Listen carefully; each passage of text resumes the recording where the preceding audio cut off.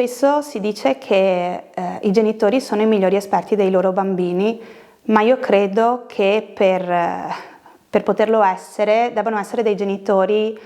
adeguatamente informati, perché solo in questo modo si può essere davvero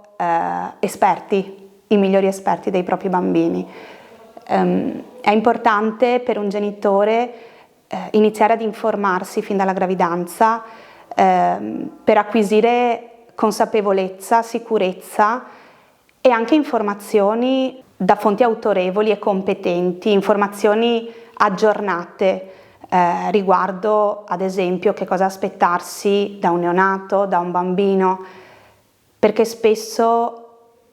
manca questo passaggio, quindi per essere davvero i migliori esperti del proprio bambino è necessario avere delle basi un po' solide. Credo sia importante sapere che fin dalla gravidanza ci sono tante opportunità informative e formative per poter poi sentirsi più in sintonia con i propri bambini piccoli, perché molto spesso è difficile capirli. Una certezza che abbiamo è che i bambini non nascono con il libretto di istruzioni, quindi è importante sapere che come genitori possiamo informarci, possiamo fare riferimento a delle figure professionali che ci possono accompagnare in questo viaggio della genitorialità a partire dalla gravidanza. È fondamentale dal mio punto di vista iniziare a costruirsi una rete di supporto per non sentirsi soli come genitori una volta che sono nati questi bambini, per non sentirsi gli unici ad avere un certo tipo di difficoltà, certe stanchezze. Ci sono un sacco di figure professionali che possono starci vicine sia durante la gravidanza che quando i bambini sono nati. Mi viene in mente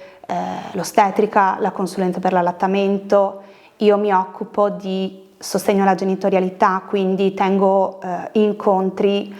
riguardo le varie tematiche dell'essere genitore di un bambino piccolo. Nei casi in cui ci si senta un peso dentro troppo grande, ci si può rivolgere a una psicologa, uno psicologo, psicoterapeuta. La doula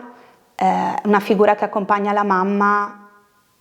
per quelle che sono le sue necessità del momento, in gravidanza o nel postparto. Ovviamente oltre al pediatra di base, al ginecologo, alle figure insomma che già si frequentano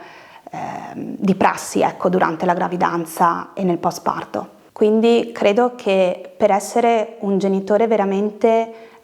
esperto del proprio bambino sia necessario mettersi nelle condizioni di poterlo essere, quindi informarsi per diventare più consapevoli, per poter leggere davvero senza pregiudizi i segnali che i nostri piccoli ci mandano, tutto questo per poi avere fiducia nelle nostre competenze come genitori, ma anche nei nostri bambini, perché hanno un sacco di competenze fin da subito e molto spesso ce ne dimentichiamo.